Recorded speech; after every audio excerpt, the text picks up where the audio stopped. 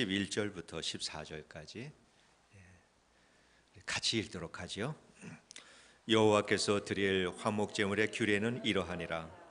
만일 그것을 감사함으로 드리려면 기름 섞은 무교병과 기름 바른 무교 전병과 고운 가루에 기름 섞어 구운 과자를 그 감사 제물과 함께 드리고 또 유교병을 화목제의 감사 제물과 함께 그 예물로 드리되 그 전체의 예물 중에서 하나씩 여호와께 거제로 드리고 그것을 화목제에 피를 뿌린 제사장들에게로 돌릴지니라.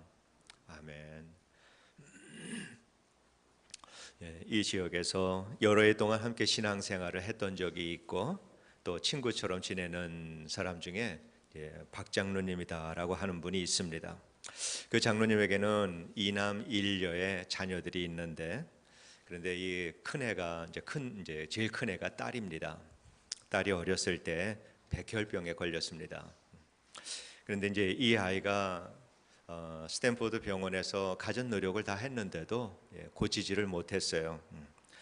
그래서 이제 그 아이와 일치되는 그 골수 기증자를 찾지 못하고 결국은 이제 생명을 포기할 수밖에 없는 그러한 상황이 됐습니다. 그런 상황에 참 어려운 상황인데 셋째 아이가 그때 태어나게 됐습니다. 한 아이는 이쪽 병실에서 죽어가고 있고 또 한 아이는 저쪽에서 태어났고, 그런데 의사가 와서 신생아의 골수를 이렇게 검사를 하니까 기적적으로 이 태어난 신생아의 골수가 자기 누나하고 꼭 맞는 거예요. 그렇게 해서 기적적으로 이제 치료가 이루어졌고 오래지 않아서 다 회복이 돼서 지금은 이제 큰 딸은 이제 수의사가 되겠다고 지금 의과대학에 가서 공부하고 있고요. 또 태어나자마자 누나에게 골수를 기증했던 이 남동생은 대학생이 돼서 아주 건강하게 잘 지내고 있습니다. 인생에서 가장 큰 감사는 자신에게 생명을 준 사람, 생명의 은인이야말로 가장 큰 감사할 수 있는 사람이 아닌가 이렇게 생각이 듭니다. 누군가 여러분에게 아니면은 사랑하는 여러분의 자녀들에게 생명의 은인이 있다면은 아마 그분은 평생토록 여러분을 잊지 못하고 사실 것이다 그렇게 생각을 합니다. 본문에 나오는 감사라고 하는 이 말이 히브리 말로는 토다라고 하는 말입니다. 토다. 성경 전체에서 이 토다라고 하는 말이 가장 처음 나오는 그런 대목이 오늘의 이 말씀입니다. 처음 나옵니다. 그래서 이 단어는 백성들이 하나님께 감사하는 마음으로 화목 제사를 드릴 때 그때 사용하는 단어입니다. 그러니까 이 토다는 그저 단순하게 친절이나 배려한 것에 대해서 감사합니다 아니면 thank you 이런 정도의 말이 아니라고 하는 거죠.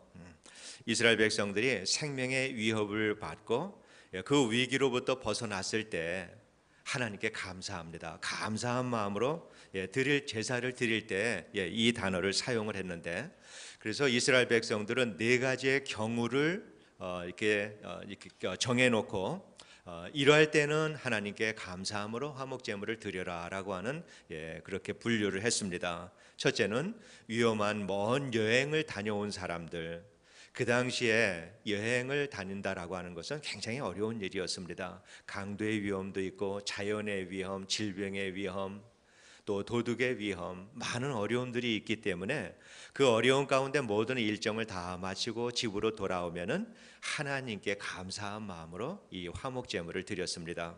또 두 번째는 억울한 누명을 쓰고 감옥에 들어갔던 사람이 이제 누명이 풀려서 돌아온 사람들은 하나님께 감사의 제사를 드렸습니다.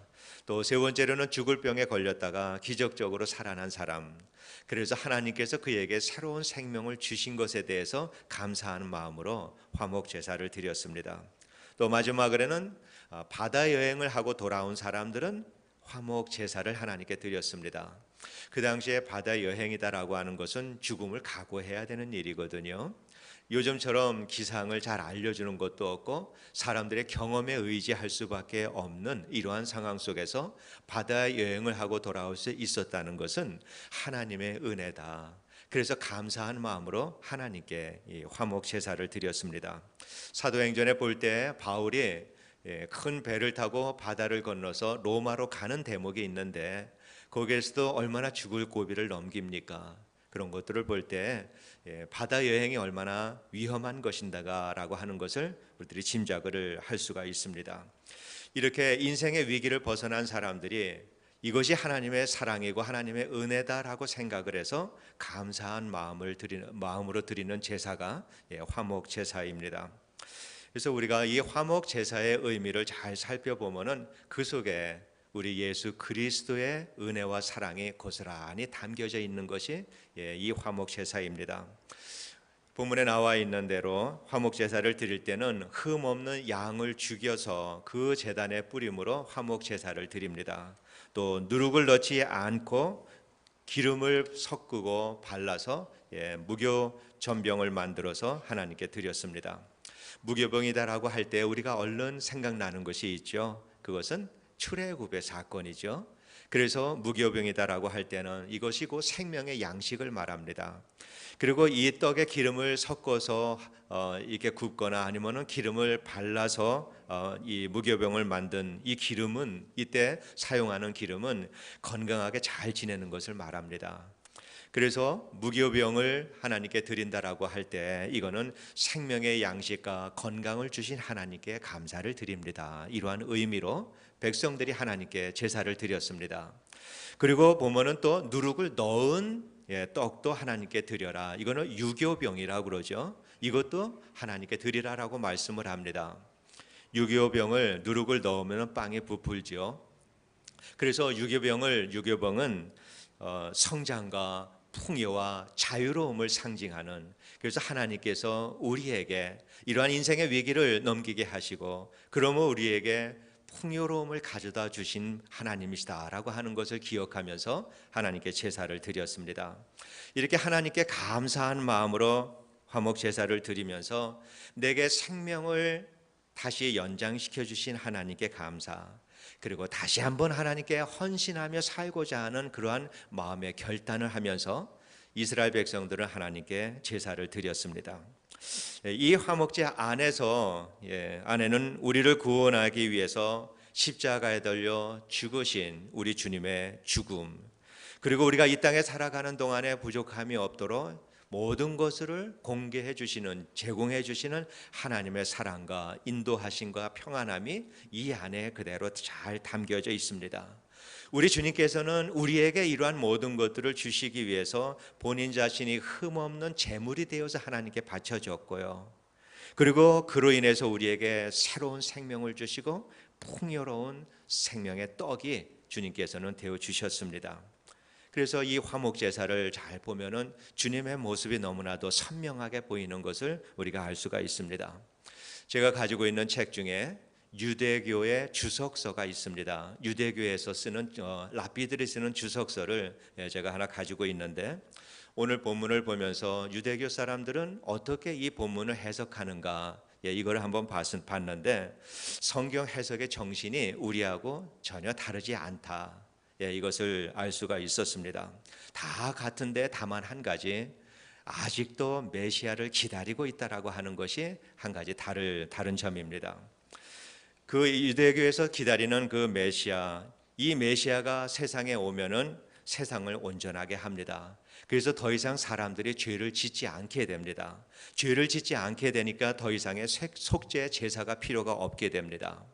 그리고 하나님께 감사한 마음으로 화목 제물만 드리면서 하나님께 영광을 돌리게 된다. 이것이 메시아가 올 때 이스라엘 그 유대교 사람들이 이해하고 있는 화목 제사의 그 의미입니다. 이것은 우리 개신교에서 해석하는 것과 그렇게 방향에서 다르지 않습니다. 또 같습니다.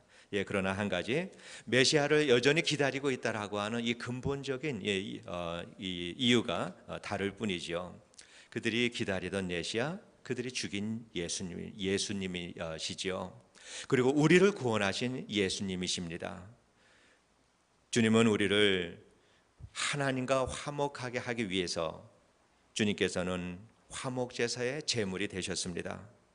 억울한 누명을 쓰고 십자가를 지시면서도 도수장으로 끌려가는 양처럼, 털 깎는 자 앞에서 잠잠한 양처럼 그 입을 열지 않고 십자가의 길을 가셨습니다. 우리의 죄가, 바로 우리의 죄가 우리 주님의 입을 닫게 만들었다. 이것을 우리가 알고 있습니다. 주님께서 가시와 창의 찔림으로 인해서 우리의 모든 허물이 다 사라졌고요. 굵은 대못에 두 손과 두 발에 살이 찢기고 뼈가 부서지는 이러한 고통을 당하심으로 우리가 평화를 누리게 되었습니다. 그리고 채찍에 맞음으로 우리가 나음을 입었다. 이사야는 그렇게 말하고 있습니다.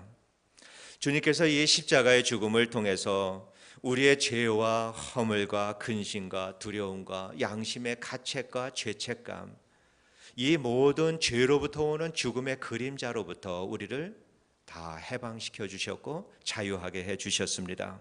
그리고 부활하심으로 인해서 하나님의 생명을 우리가 품고 살아갈 수 있도록 주님께서는 우리에게 성령을 선물로 주셨습니다.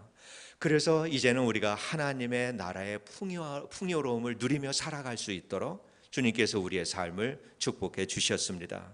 이 모든 것들을 우리에게 주시기 위해서 주님은 자기의 생명과 이것을 맞바꾸어서 우리에게 주셨습니다. 또한 우리는 인생을 살아가면서 우리 자신들의 삶을 돌아볼 때 하나님만 알고 있는 많은 죄들을 우리는 알고 있습니다. 아무도 모르고 나만 아는 죄. 만약에 이러한 죄들이 세상에 알려지면 나는 수치스러워서 고개를 들고 살아갈 수 없는 그러한 죄들, 우리는 이러한 죄들을 다 가지고 있는 줄 압니다. 그 모든 수치스러운 죄들은 오늘 우리가 사는 동안에는 드러나지 않을지 모르지만은 언젠가 이 땅의 삶을 마치고 하나님 앞에 우리가 설 때 거기에서는 다 드러날 수밖에 없는 죄들입니다. 우리 주님께서는 그 수치스러운 우리의 이 모든 것들을 다 가려주시기 위해서 주님 자신이 벌거벗겨진 채로 십자가에 달려 죽으셨습니다. 손바닥으로 가릴 수 없도록 그 손과 발은 다 못에 박혀버리고 있는 그대로 부끄러운 모습 그대로 모든 사람들 앞에서 그 수치를 다 드러내 주심으로 인해서 우리들의 모든 수치를 우리 주님께서는 다 가려주셨습니다. 주님께서는 그렇게 우리의 모든 허물을 덮어주시고 죄를 씻어주시고 그리고 우리의 수치를 다 가려주심으로 인해서 우리가 하나님 앞에 설 수 있도록 하나님의 도우심을 받으며 살아갈 수 있도록 우리 주님께서는 우리를 위해서 십자가에서 죽으셨습니다. 그 일로 인해서 우리는 거리낌 없이 하나님을 나의 아버지다라고 부를 수 있게 되었고 지금도 여전히 죄와 허물 가운데 살아가지만은 그러나 이 모든 것들 하나님 앞에 나의 모든 것들을 다 내려놓을 때마다 우리 주님께서는 나를 용서해 주신다라고 하는 사실, 그리고 하나님으로부터 멀어져 있었을지라도 내가 주님 앞에 돌아갈 때마다 우리는 하나님의 도우심을 받으며 살아갈 수 있는 사람이 될 수 있도록 주님은 우리를 위해서 죽으셨습니다. 하나님께서는 우리가 회개하고 돌아올 때마다 마치 우리가 다시는 죄를 짓지 않고 하나님의 그 은혜 안에서만 살아가는 사람처럼 우리를 맞아주시고 우리를 용서해 주십니다. 때마다 매번 속으시고 우리를 맞아주시고 우리를 사랑하시고 우리의 모든 죄를 용서를 해 주십니다. 하나님께서 우리의 죄를 기억하시지 않는다라고 우리가 생각을 할 때 우리가 지은 모든 죄의 내용들까지도 하나님께서는 기억하지 못하시는 치매 환자가 아니다라고 하는 것을 우리는 이해를 해야 합니다. 다만 우리가 지은 죄, 우리가 회개할 때 우리 주님께서는 그 죄를 바라보시면서 예수 그리스도의 보혈을 보시고 우리를 향한 사랑을 보십니다. 또한 똑같은 죄를 우리는 그 죄를 바라보면서 이전에 우리가 가졌던 마음의 상처와 분노와 아픔과 죄책감과 양심의 가책과 수치스러움과 이런 것들을 우리가 생각하는 것이 아니라 이러한 모든 것들을 다 씻어주시고 덮어주시고 가려주신 하나님의 은혜를 보기 때문에 우리는 비록 내가 지은 죄로 인해서 나는 그전에는 괴로워했지만은 오히려 내가 지은 죄로 인해서 오히려 오늘의 내 삶은 점점 더 하나님의 거룩한 자녀의 삶으로 변화돼가는 이것보다 더 큰 은혜가 어디 있겠습니까? 그것도 한 번 지나가는 것이 아니라 그 죄를 생각할 때마다 우리는 주님의 은혜를, 주님의 사랑을 내 마음속에 새롭게 할 수 있는 이 은혜의 삶을 살아갈 수 있도록 예수가 나를 위해서 죽으셨다라고 하는 이 사실을 우리는 늘 기억하고 살아야 할 줄로 믿습니다. 이 일을 위하여서 우리 주님께서 갈보리 산 위에, 십자가 위에 높이 달리셨습니다. 그래서 그 은혜로 인해서 우리는 한량없는 하나님의 은혜와 사랑 가운데 살게 된 것입니다. 바로 그 십자가가 우리들의 감사의 근원입니다. 네. 그래서 성도의 감사는 환경으로부터 오는 것이 아니라 십자가에서 흐르는 주님의 은혜를 알 때 거기에서 우리 성도들은 감사의 근원, 감사의 이유를 찾을 수가 있습니다. 그래서 십자가의 은혜를 아는 사람, 이 사람만이 어떠한 환경 속에서도 하나님께 감사할 수 있는 성도들이 되는 것입니다. 바울은 복음을 전하면서 정말 많은 역경과 고난을 당한 사람이다라고 하는 거 우리가 잘 알고 있습니다. 그런 가운데서도 여러분께서 성경을 볼 때 바울이 한 번이나 하나님을 원망했는가? 한 번도 없죠. 예전에 자기가 살았던 멋진 인상을 생각을 하면서 후회한 적이 한 번이라도 있었을까? 한 번도 없죠. 바울이 예수님을 만난 그 순간부터, 그래서 예수님의 주님을 만남으로 깨닫게 된 십자가의 그 복음을 깨닫는 그 순간에 바울은 자신이 가지고 있는 것이 하자할 것이 없는 것이다라고 하는 걸 알았습니다. 이것을 내가 포기했다라고, 인생의 모든 것들을 이제는 내가 이 모든 것들 다 포기하고 예수만 따르겠다, 그럴 필요가 없는 삶이었습니다. 왜? 복음을 알고 보니까 자기가 가지고 있는 것이 너무나도 하찮아 보이는 거예요.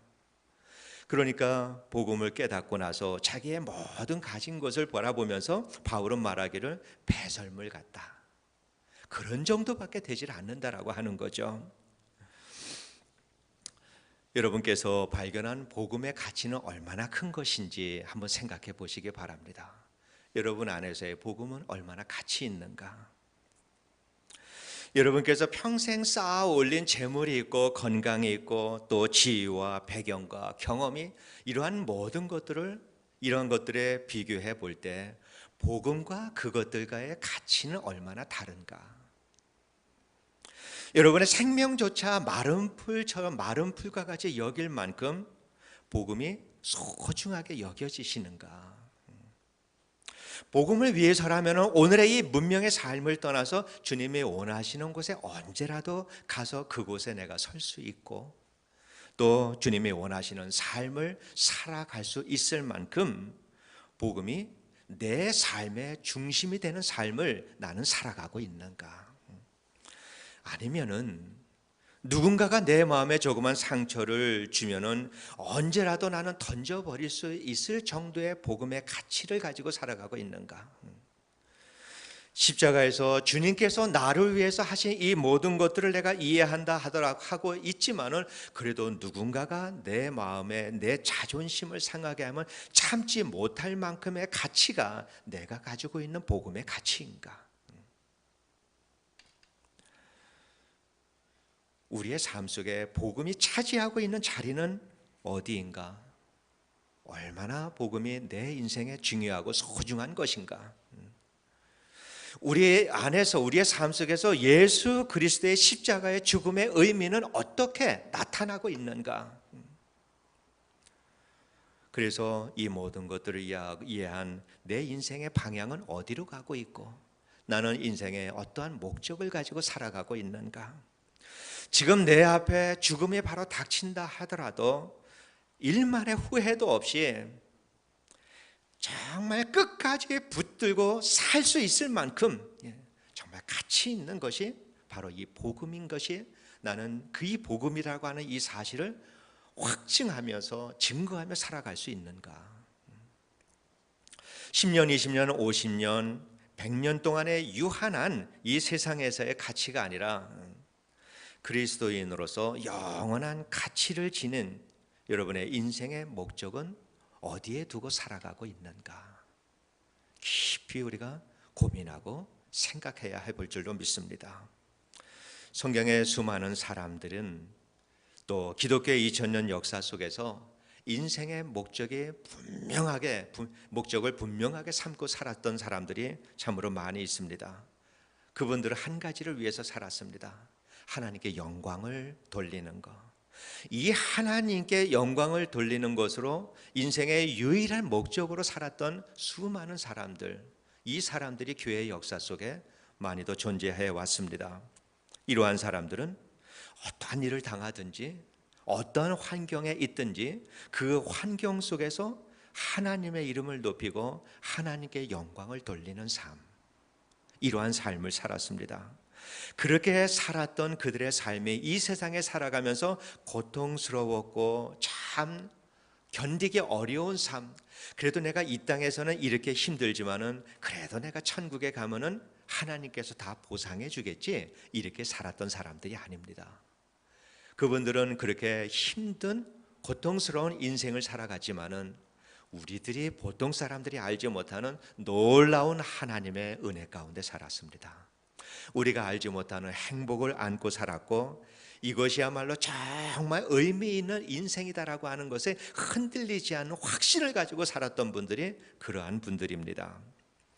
100년의 이 삶을 살아가면서, 이 땅에서의 삶을 살아가면서 이 땅에서 행복하고 만족하고 풍요롭고 즐겁게 살다가 마지막 인생도 정말 100세까지 살다가 꽃상여에 쌓여가지고 행복하게 많은 자손들이 정말 추모하는 가운데 무덤에 들어간 사람이 행복한 사람이 아니라 마지막에 찬송을 부를 수 있는 사람이 행복한 사람입니다. 찬송 부르며 주님 앞에 설 수 있는 사람이 참으로 행복한 사람입니다. 그래서 이를 위해서 우리 주님께서 십자가에 달려 돌아가셨기 때문에 우리의 감사의 뿌리는 바로 십자가다라고 하는 사실을 우리가 알 수 있습니다. 오늘 여러분의 삶 속에서 감사할 이유를 찾지 못한다면은 여러분을 위해서 십자가에 죽으신 예수를 기억하시기를 바랍니다. 가시와 엉겅퀴밖에 나지 않던 우리들의 마음, 우리들의 이 마음에 기쁨과 평안과 위로와 평안, 이 풍요로움을 주시기 위해서 십자가에 달리신 예수를 기억하시기 바랍니다. 우리의 죄책감과 양심의 가책과 수치심을 가려주기 위해서 벌거벗겨져서 십자가에 달려 죽으신 그 예수를 바라볼 수 있게 되기를 원합니다. 저주의 십자가를 지심으로 인해서 우리에게는 은혜를 주심으로 구원의 열매를 맺으며 살아갈 수 있도록 우리를 사랑해 주시고 우리에게 은혜를 베풀어 주시는 그 하나님께 우리는 영광을 돌리며 살아야 합니다. 여러분의 마음속에 세상의 일들, 또 물질과 건강과 사업과 여러 가지 일들로 사는 것이 힘들다면은 언제든지 갈보리 십자가 아래로 가서 주님을 바라보시기를 바랍니다.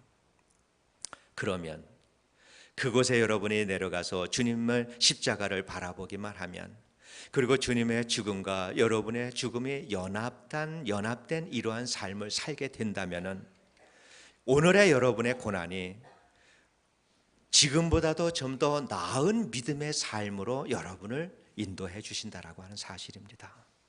오늘의 여러분의 삶이 다른 사람보다 나는 왜 이럴까라고 생각할 수밖에 없는 여러분의 오늘의 환경이 바로 여러분이 십자가 아래로 내려갈 때 바로 그 환경이 나를 더 거룩하게 만들어 가시는 주님이 나를 불러주신 축복의 장소라고 하는 것을 고백하게 될 줄로 믿습니다. 그래서 우리가 어떠한 어려움이 있을 때 우리는 주님 앞으로 가야 합니다. 주님 앞으로 가까이 가기만 하면은 죽음의 골짜기가 그곳이라고 하더라도 그곳이 가장 행복하고 아름다운 장소로 변하게 될 줄로 믿습니다. 주님께서는 십자가의 죽음을 통해서 이렇게 세상을 이기며 살아갈 수 있도록 우리를 구원해 주셨습니다. 그 예수를 믿는다면은 이제는 더 이상 세상의 종이 되지 말아야 합니다. 세상을 다스려야 합니다. 세상을 정복해야 합니다. 그러면서 우리는 구원받은 사람답게 살아야 합니다. 이제 우리가 어려운 일을 만날 때 그때마다 주님께 구하기를 원합니다. 주님, 내게 지혜를 주셔서 하나님의 약속의 말씀들, 축복의 말씀들을 깨닫게 하여 주옵소서. 주님, 내 영적인 눈을 열어주셔서 이 땅에서의 풍요로운 삶에 만족하는 것이 아니라 이 땅에서의 고난과 고통을 불평하고 불만하며 살아가는 것이 아니라 하나님 나라의 풍요로움을 보며 살아갈 수 있도록 내 영적인 눈을 열어주옵소서. 주님, 나를 위해서 흘리신 주님의 십자가 보혈의 능력이 내 삶 속에 날마다 흐르게 하여 주시옵소서. 십자가의 능력으로 살게 하여 주옵소서. 이러한 간절한 간구를 하나님 앞에 드릴 때 주님께서는 여러분의 마음속에 오늘의 삶이 생명을 위협하는 상황이라 하더라도, 견디기 힘든 어려운 환경이라고 하더라도 그 속에서 항상 기뻐하고 항상 감사하고 살았던 바울처럼, 또 많은 믿음의 선조들처럼 우리도 날마다 감사하고 기쁨으로 살아갈 수 있도록 우리의 영혼을 회복해 주실 줄로 믿습니다. 영원한 죽음의 문턱에서 살던 우리들이었습니다. 그러한 우리를 구원해서 영원한 생명을 주시기 위해서 화목 제물이 되어주신 이 주님의 크고도 놀라운 은혜와 사랑을 날마다 기억하며 살 수 있게 되기를 원합니다.